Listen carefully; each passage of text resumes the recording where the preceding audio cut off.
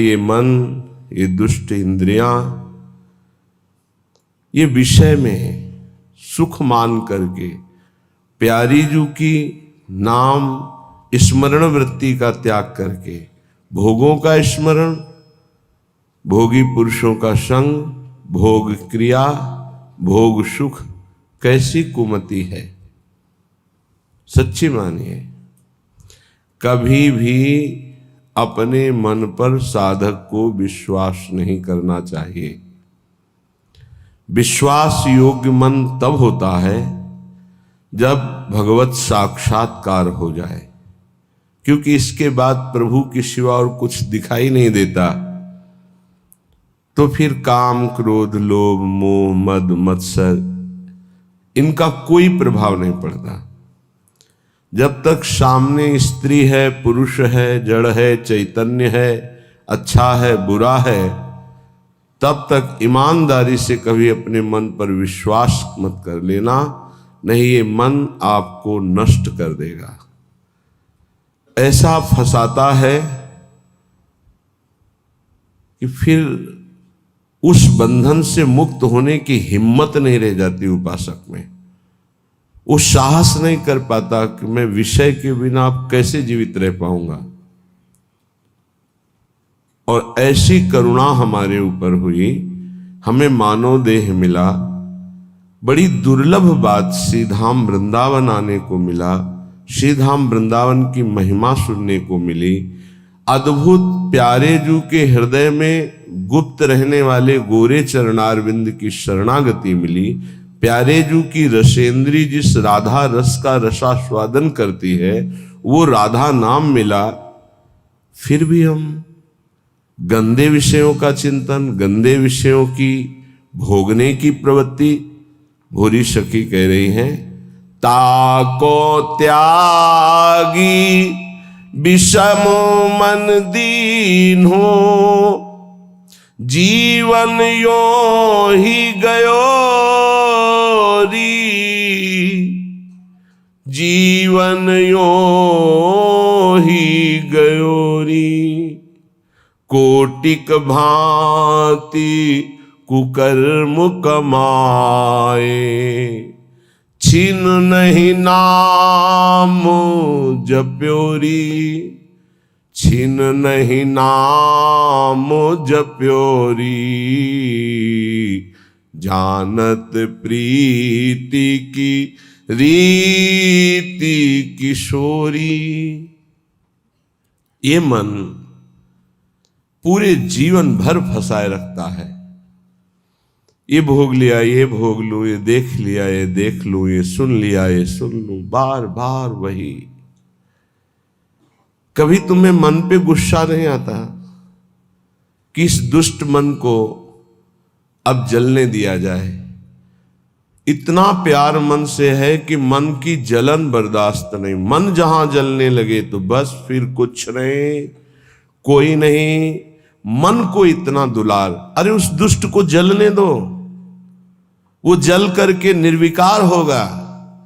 पर इतना तदात्म मन से है कि मन की जलन हम स्वयं में मान लेते हैं, और जहां स्वयं में मन की जलन माना तो मन हमें गुलाम बनाकर मनमानी आचरण कराता है। सच्ची मानिए, इसी के कारण भगवत साक्षात्कार नहीं हो पाता। नहीं, हम पर जितनी कृपा है इससे तो कई बार भगवत साक्षात्कार हो जाए। इतनी अपार कृपा है कि कई बार भगवत साक्षात्कार हो जाए, पर हमारा दुष्ट मन, हमारी ये इंद्रियां बोले ताको त्यागी। ऐसी करुणामयी ललित किशोरी को त्याग करके मन विषयों में, गंदे विषयों में, घृणित विषयों में कैसे समझावे इस दुष्ट मन को? मलमूत्र के द्वार इस शरीर को प्रिय मानकर इन्हीं शरीरों में सच्चिदानंद सुख की खोज कर रहा है। बड़ी दुर्गति का विषय है। कोटिक भांति कुकर्म कमाए। एक एक क्षण हमारा बड़ा कीमती है। जो क्षण गया वो नहीं आएगा दोबारा जीवन में, माइनस होता चला जा रहा है। हमारी जितनी श्वासें प्रतिपल हम घाटे में चले जा रहे हैं। माइनस होती चली जा रही है, मृत्यु नजदीक आ रही है, कमाई की तरफ ध्यान ही नहीं दे रहे, गंवाते चले जा रहे हैं। कोटिक भांति कुकर्म कमाए, यह है गंवाना। श्वासों को गंदे चिंतन में, गंदे आचरण में समय व्यतीत किया, अपने जीवन को, अमूल्य जीवन को नष्ट कर दिया। छिन नहीं नाम जप्योरी, एक क्षण भी शांत चित्त होकर राधा राधा राधा राधा कभी नहीं जपा। पर हे किशोरी जी, आप तो प्रीति की रीति जानने वाली हैं। जैसा भी हूं, मैंने अपने जीवन को आपके चरणों में समर्पित कर दिया। कुकर्मी हूं, पापी हूं, नीच हूं, पर लाडली जो आपका हूं। प्यारी मैं तो तिहारी दासी, तरसत अज हूं दरस की प्यासी। प्यारी मैं तो तिहारी दासी, बार बार लोचन अकुलावे, मन अधीर नहीं धीरज आवे। अब तो देहु कृपालु किशोरी, सहज कृपा कर कुंज खवासी। प्यारी मैं तो तिहारी दासी, मैं हूं तो आपकी दासी, पर इस काम ने, इस क्रोध ने, इस लोभ ने बलात् मेरे हृदय पर अधिकार करके मनमानी आचरण करा लिए। हे मेरी लाडली, हे मेरी प्रियाजू, अब तो कृपा करो, मैं जैसी भी हूं आपकी हूं। लाडली, मेरे नेत्र कहीं न कहीं तो ये चाह ही रहे हैं कि एक बार आपका साक्षात्कार करें। हे स्वामिनी जी, आप तो सहज कृपालु हो, तो आप कृपा करके अपनी रूप माधुरी का एक बार नेत्रों को पान करा दीजिए, तो मेरा मन, मेरी चित्त, मेरी एक एक वृत्ति आपकी दासी हो जाएगी। प्यारी जो, आप कृपा करके इनको अपनी सेवा में रख लीजिए। मन को, बुद्धि को, चित्त को, अहम को। मेरे बस के नहीं कि मैं आप में लगा पाऊं, आप कृपा करके अपनी रूप माधुरी के द्वारा इनको आकर्षित करके अपनी सेवा में लगा लीजिए। हे मेरी प्रिय सखी, मुझे सबसे बड़ा सुख मिलेगा निस दिन बदन सरोज निहारो, सहज रूप पर तन मन वारो। लाडली, आपका रूप ऐसा है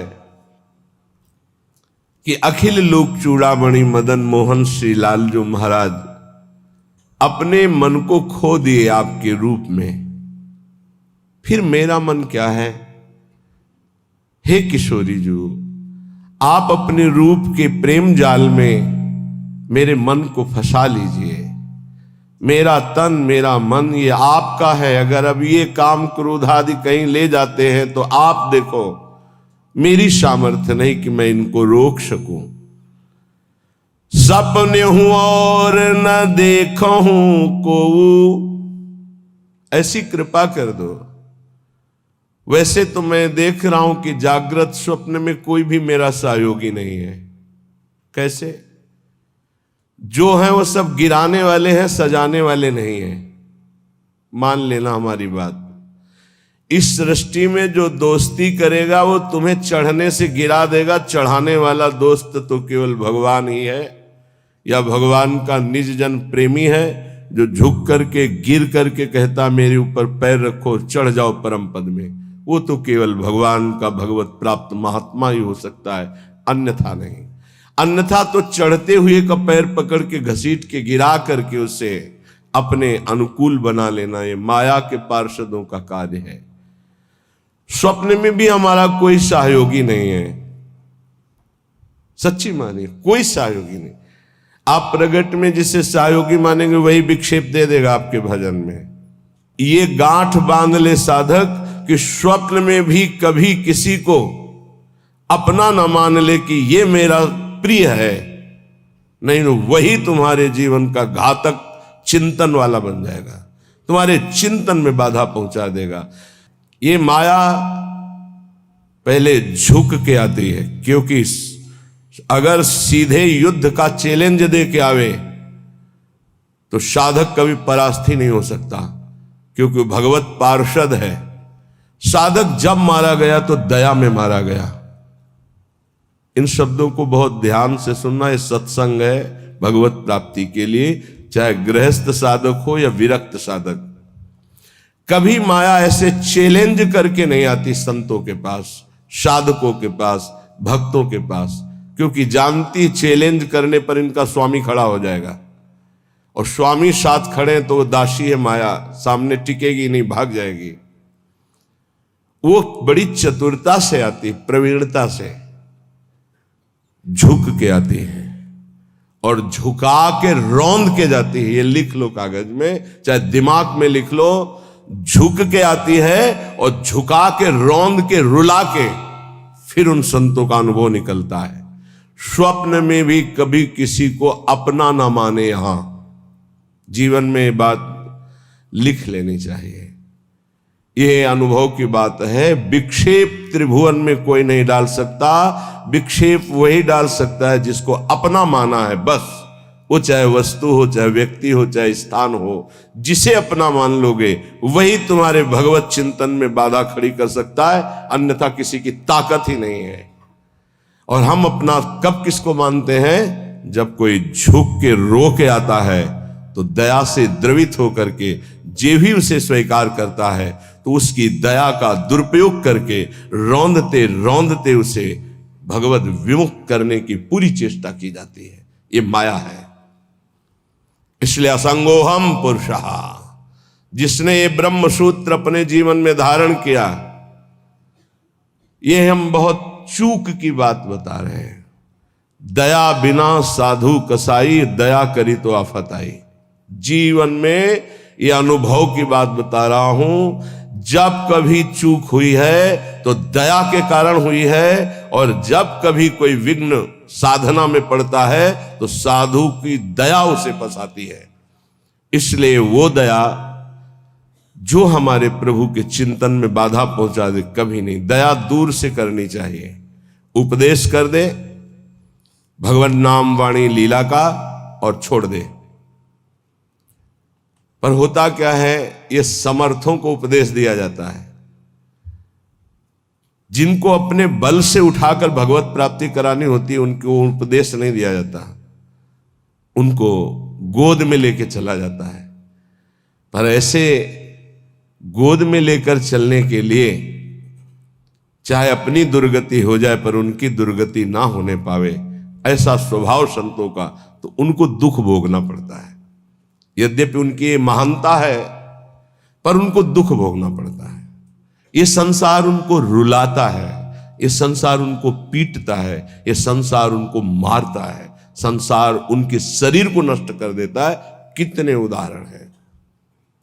अगर साधक निर्विघ्न परमात्मानंद में स्थित होना है तो दया किस पे करनी है? किसी पे नहीं। क्यों? क्योंकि सब भगवान का स्वरूप है। हम खुद दया के पात्र हैं। सब हम पर दया करें, हाथ जोड़ के तृणादपि सुनिचेन तो निकल जाओगे। और अगर गुरु बने दया करके परम पद प्राप्ति कराने के लिए, तो उदारता है, ये उसका स्वभाव है। पर रो के यहां से जाना पड़ेगा, पिट के यहां से जाना पड़ेगा, और नाना प्रकार के प्रहार को सह के जाना पड़ेगा। ये बहुत आंतरिक बात कह रहा हूं, अगर समझ पाओ तो समझ लेना, नहीं आगे माया समझा देगी आपको। सिर्फ अपनी बात मनानी, उसकी बात नहीं माननी। सिर्फ अपनी निष्ठा में रहना है, उसकी तरफ झुकना नहीं, तो बात बन जाएगी, अन्यथा नहीं बनेगी। अगर ये रहा कि मुझे अपनी बात बनाने के लिए मुझे इसकी बात माननी, तो ध्यान रखना जीवन भर पछताना पड़ेगा, जीवन भर रोना पड़ेगा, और उसका कल्याण हो कि नहीं फिर संशय हो जाएगा। क्योंकि श्रद्धा शासन से प्रकट होती है, दुलार से नहीं। श्रद्धा कभी किसी की सुरक्षित रखनी है, उसकी श्रद्धा बढ़ानी है, तो कभी किसी को दुलार ना करे, ये गांठ बांध ले। आप इस भाषा को नहीं समझ पाएंगे, लेकिन इसको मान लोगे तो जीत जाओगे माया पर। संतों के अनुभव सुने जाते हैं, वो किसी राग द्वेष से युक्त नहीं होते, वो परमात्मा साक्षात्कार कराने वाले होते हैं। कभी भी साधक को, संत को, उपदेशक को दया करके, द्रवित होकर, अपने सिद्धांत का त्याग करके उसको सुधारने के लिए कभी ना झुके। अगर अपने सिद्धांत से उसका उद्धार होता है तो ठीक है, अपने सिद्धांत को त्याग दिया तो जीवन भर पश्चाताप रहेगा और सामने वाले का उद्धार नहीं हो सकता। ये खूब सूक्ष्मता से रात रात भर भगवत चिंतन करके उसका अनुभव कि उपासक की ये गलती हो जाती है।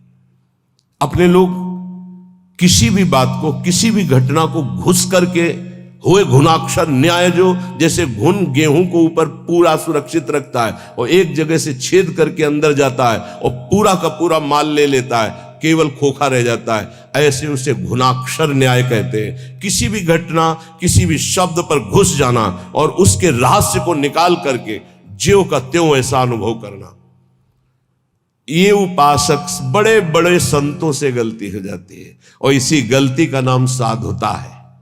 इसी गलती का नाम साधुता है कि वो अपनी गति दुर्गति का ध्यान न रख करके पामर जीवों को परम पद प्रदान करने के लिए नीचे उतर जाते हैं। आओ हमारे सर पर पैर रखो और भगवत प्राप्ति करो। हम जैसे हैं वैसे प्रियालाल के हैं। हमारे प्रियालाल में अपार सामर्थ्य है। साधक जब तक भगवत साक्षात्कार न कर ले तब तक तटस्थ भूमिका रखे, कभी किसी को अपना न मान ले, नहीं तो भगवत साक्षात्कार में बाधा पड़ जाएगी। तुम जैसे हो वैसे भगवत साक्षात्कार कर सकते हो। हमारी बात ध्यान रखना। काम है, क्रोध है, लोभ है, चिंता मत करो। ये नारकी गति प्रदान करने वाले शत्रु हैं, पर हम जिनके शरणागत हैं उनके प्रभाव से, जैसे जंगहा लोहा पारस के प्रभाव से सोना बन जाता है, तो पारस भी तो जड़ है। जड़ पारस अपना स्वभाव नहीं छोड़ती तो चैतन्य घन परमात्मा और हमारी स्वामिनी किशोरी जो, वो अपना स्वभाव कैसे छोड़ देंगी? उनका स्वभाव ही है, जो उनकी शरण में आ गया उसे निर्मल कर देना, प्रेम प्रदान कर देना। पर अपना कोई एक स्वप्न में भी नहीं होना चाहिए। सपने हो और न देखत कोई ऐसा सहयोगी नहीं है जो मुझे प्रियालाल में लीन करने का सहयोग करे। प्रियालाल से दूरी बनाने वाला मित्र तो मिल जाएगा। बड़ी विचित्र चाल माया की है। तुम्हारे में परमात्मा है जिसे तुम नहीं जान पा रहे हो, वही जनाने के लिए गुरुजन प्यार करते हैं। पर वो फिर क्या करता है? वो अपने में गर्व करके आज्ञा का उल्लंघन शुरू कर देता है और उसको ऐसे जन मिलते हैं कि उसको सपोर्ट करते हैं उल्लंघन करने के लिए। अब वो जो उसकी चित्तवृत्ति गई थी कि इसको परमात्मा प्राप्ति कराएंगे, अब उस चित्तवृत्ति ने उसके चिंतन पर बाधा पहुंचा दी। गलत समय गया और अशांत असंतुष्टता पैदा करने की चेष्टा कर दी उस संग ने।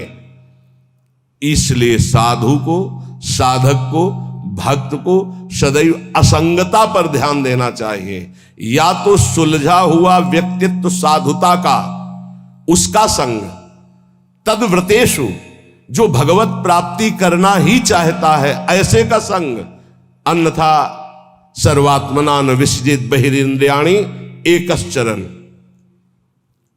एकश्चरण, कभी सपन में भी ये न सोच ले कि मेरा परमार्थ का कोई सहयोगी हो जाएगा।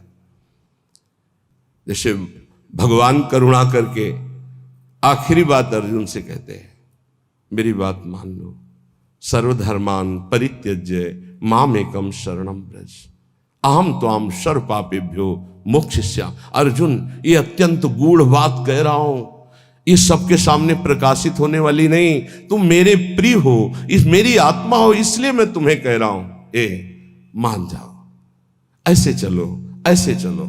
तब तुम्हें पश्चाताप होगा जब अटैची तैयार करोगे और सामने से ट्रेन छूट गई। ये एक ही बार ट्रेन मिलती जीवन में, परम पद के लिए एक ही ट्रेन है, सद्गुरुदेव की कृपा। जब तुम याद करोगे और तैयारी करोगे तब गाड़ी तुम्हारे सामने से छूट चुकी होगी, फिर केवल पछतावा ही पछतावा रह जाएगा। एक हवा आती है जैसे अभी चली है, मान लो हमारी बात मान लो, हम खोल के कह रहे हैं, खुला कह रहे हैं, ये हवा आई है तुम्हारे कल्याण के लिए। ये केवल हवा है, अनुग्रह की वायु है, अनुग्रह की वायु, केवल कृपा वायु। जो इस वायु में पड़ जाएगा वो निकल जाएगा। और ये ज्यादा दिन के लिए अनुग्रह वायु नहीं होती। जैसे पछियाव चला उसका अलग प्रभाव, पश्चिम की वायु चली, उत्तर की वायु चली, दक्षिण की, हर वायु का अपना प्रभाव है। ये अनुग्रह वायु है, ज्यादा दिन नहीं रहती अनुग्रह वायु, ये ध्यान रखना। जहां विशेष अनुग्रह वर्षा होती है वहां ज्यादा दिन नहीं होता, वो तत्काल ढका जाता है, क्योंकि कलयुग और माया दोनों का भी प्रभाव बढ़ना चाहिए। और जब तक अनुग्रह वायु रहेगी तब तक ये बढ़ नहीं सकते, इसलिए उस अनुग्रह वायु को ढका जाता है, या तो कलंक के द्वारा और या तो आयु पूरी करके। जितने बड़े महापुरुष हैं वो कम अवस्था में पधार गए। आद्य गुरु भगवान शंकराचार्य जी, बड़े बड़े महापुरुषों को देखो।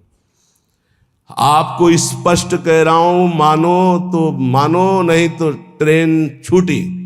ये केवल अनुग्रह वायु, केवल अनुग्रह वायु, चीख के कह रहा हूं, पकड़ लो पकड़ लो, नहीं बाद में केवल हाथ मलते रह जाओगे। केवल कृपा ही है, कृपा।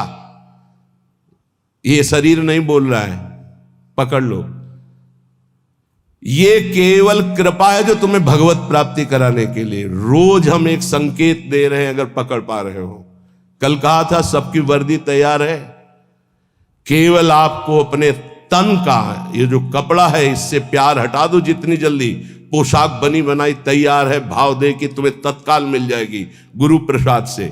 नाम लिख चुका है, पोशाक नप चुकी, बन चुकी है, बस इंतजार तुम्हारे इस शरीर रूपी वस्त्र के राग का त्याग करने का है, और उसकी तैयारी हो रही है।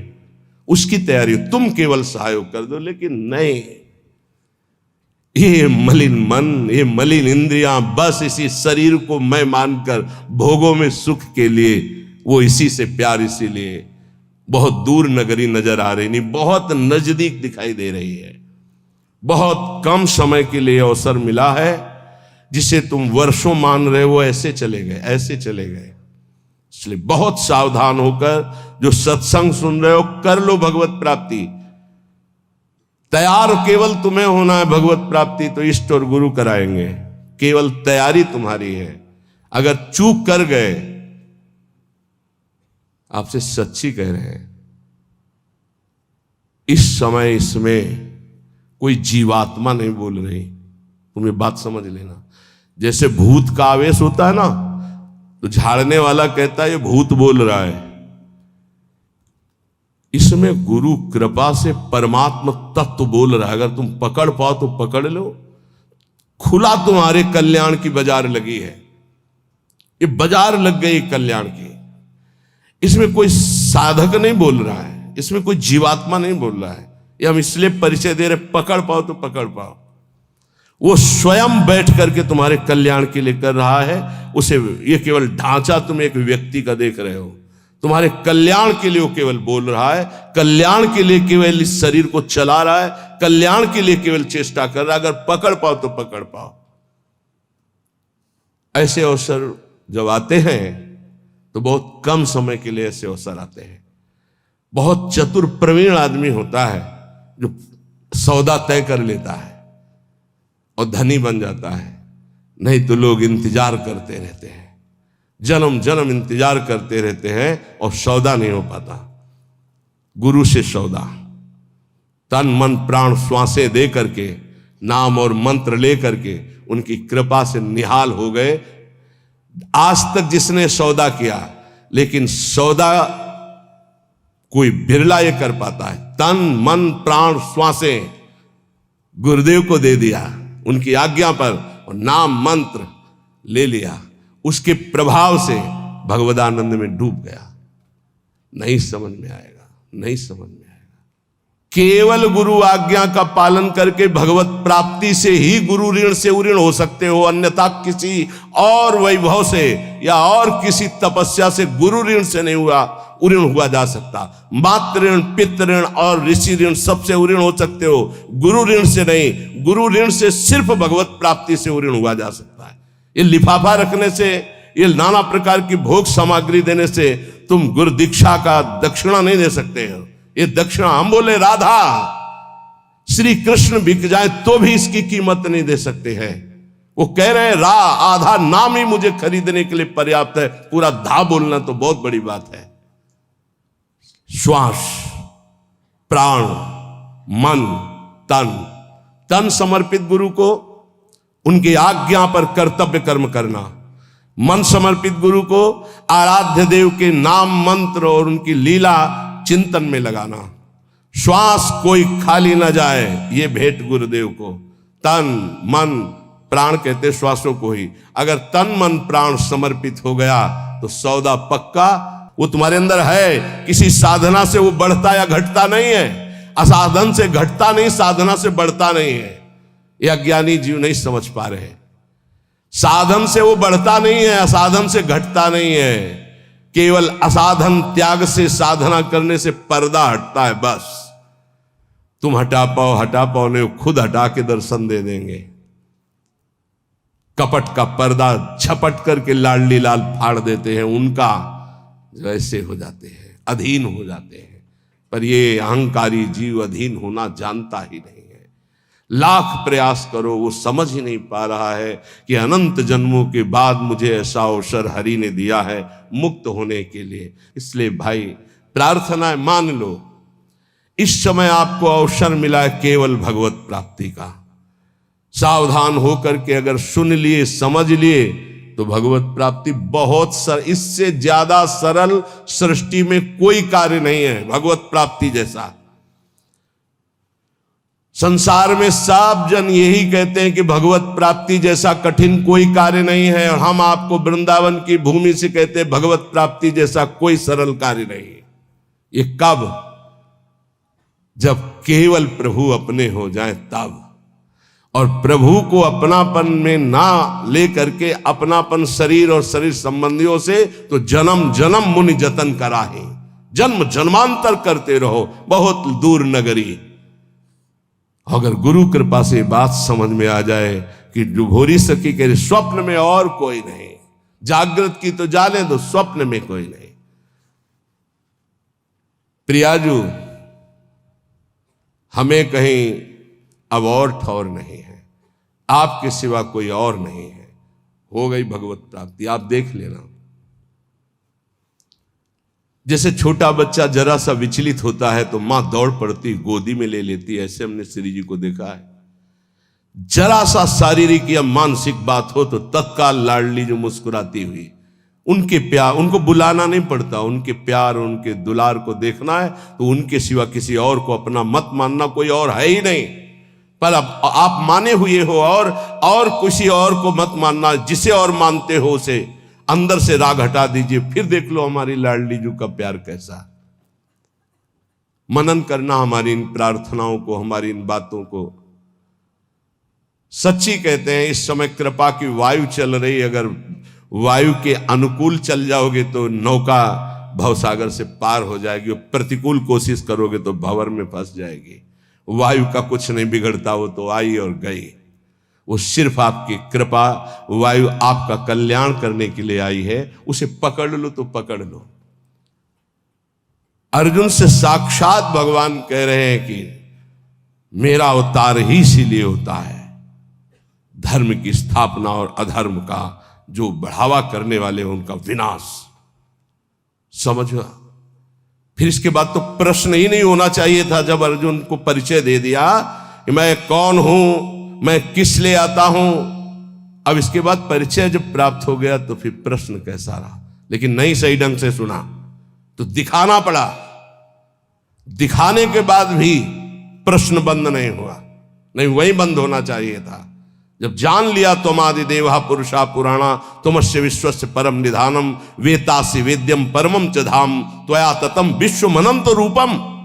जब जान लिया तो अब प्रश्न कैसा बन सकता है? ये उन्हीं अर्जुन जी के वचन है, तुमादि देवा पुरुषा पुराणा तुमस्य विश्वस्य परम निधानम वेदास्य वेद्यम परमम च धाम त्वया ततम विश्व अनंत रूपम। प्रभु मैं देख रहा हूं वायुर्मोग्निर्वरुणा शशांका प्रजापतिस्तम प्रपिता महस्य नमो नमस्तेस्तु शास्त्र कृतव्या पुनरस्य भूयोपि नमो नमस्ते। अब प्रश्न कहां रह गया? लेकिन फिर भी प्रश्न हुआ। सर्वतो भावेन एक बात कह करके भगवान ने विश्राम की, सर्वधर्मान परित्यज्य मामेकम शरणम व्रज। बहुत प्यार से कही। सब कुछ समझाने के बाद भी यदि ये समझ में नहीं आता तो फिर अभी भगवान के द्वारा वो विधान नहीं बना जिस विधान के लिए अनुग्रह वायु तुम्हें प्रेरित कर रही है।